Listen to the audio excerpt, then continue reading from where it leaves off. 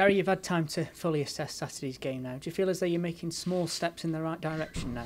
I think small steps. I think it's difficult to sort of talk the games up too much because we know there's still an awful lot of work to do. But we kind of knew that anyway. Obviously, we hoped that at this stage we might have had a couple of more positive results. But ultimately, we've got to take those small improvements and keep trying to work on them and see if we can get that win that will make everybody feel better. I'm sure, the players, the fans, everybody really. So, but yeah, certainly there were some small improvements. I thought the fight, I thought the character, I thought the commitment showed was excellent, was better than some of the periods of the previous two games.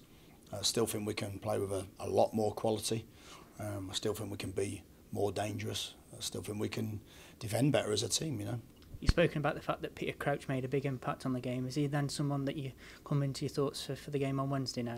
Well, I think he's in our thoughts all the time because he's been effective. I think what we've got to do is we've got to assess whether he'll have the same effect right from the start of the game for a long period or whether the effect comes more in the last sort of 20-30 minutes when he can really throw everything into it. So, but what I would say is that when he's on the pitch, whether it's from the start or off the subs bench, he's been effective and he's done his job, and you can't really ask a lot more from him, in terms of his performance and his attitude, So I think he shows how much value he gives us, and he shows he's a type of player and the type of character that we need more of.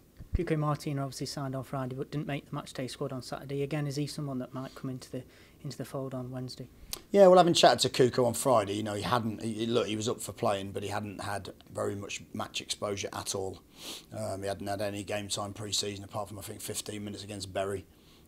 He trained, but not always with the main group. So again, he's just a bit behind. And what I didn't want to do is, when we have someone like Tom Edwards chomping at the bit to play and has trained all the time and actually done really well, was to throw Cuco straight into the mix without any real training exposure or match exposure. So what he's going to do is he's going to play for a period tonight in the under-23s game against Southampton, and then what we'll then do is we'll assess it, but we won't play for too long in terms of ruling him out for Wednesday. So he'll still be an option for us, but I think the most important bit is anyone who's out there is fit enough to have an impact on the game at that time.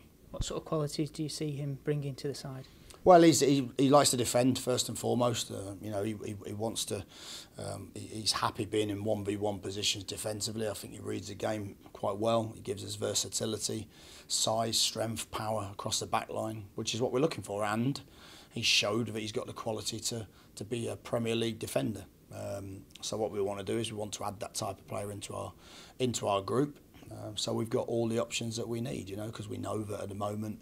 We haven't got as many options as we'd like in there, so I think his versatility will really help. But when I say versatility, that doesn't mean to say I'm just going to utilise him in different areas.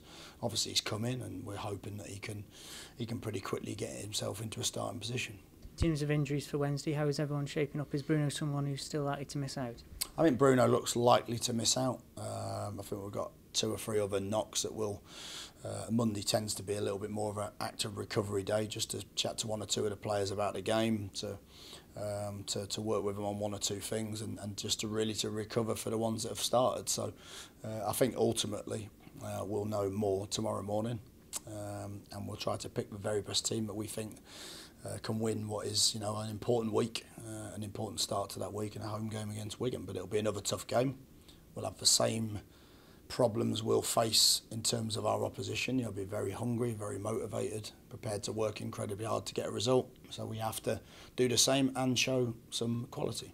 In terms of Wigan, what do you make of the impact that Paul Cook's made there? I mean, Paul's done a decent job wherever he's been, a good job wherever he's been. We've played against him quite a few times in the past, with his Chesterfield teams and lots of other teams he's been at.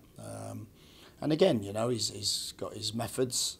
I think he always gets teams playing with enthusiasm, he always gets teams working hard, and they've got some good quality in there as well. So it'll be a difficult game, but again, we're at home. It's up to us to cause Wigan problems. Of course, we have to deal with them, but we want to try and get on the front foot a little bit more, and we want to try to play with a bit more aggression in the game. You mentioned earlier the start of 3 home games on the bench. Do you see it as an ideal opportunity to try and build some momentum now?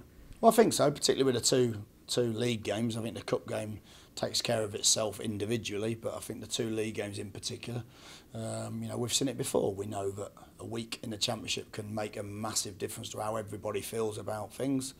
You know, so you've got an opportunity to be positive in terms of the results. But what you've got to do then is you've got to take that opportunity and put good performances in.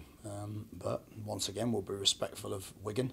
We'll be respectful of what we think they will come to the Britannia and try to do, or Bet365 Stadium, sorry. You know, and we'll be ready.